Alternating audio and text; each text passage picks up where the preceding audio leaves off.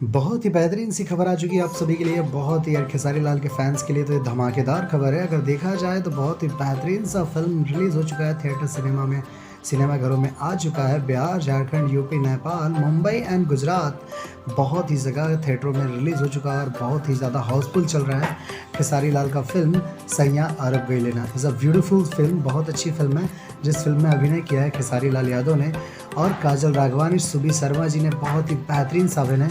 और दोस्तों अगर कहा जाए तो इस फिल्म को बाहर ही शूट किया गया, यानी कि आउट ऑफ कंट्री शूट किया गया है। सब विदेश का सीन है इस फिल्म में और बहुत ही बेहतरीन और बहुत ही रोचक फिल्म है, बहुत ही अमेजिंग फिल्म है। तो बहुत ही बेसब्री से सभी को इंतज़ार था क्योंकि खेसारी लाल का गाना जिस तरह धूम मचाया था कि सैयां अरब गई लेना, तो फिल्म भी कितना धूम मचाएगी ये आप सभी के प्यार आशीर्वाद की बदौलत है। तो प्लीज़ जाइए, अगर नहीं देखे हैं तो थिएटरों में जाइए, इस फिल्म को देखिए और भर भर के प्यार दीजिए।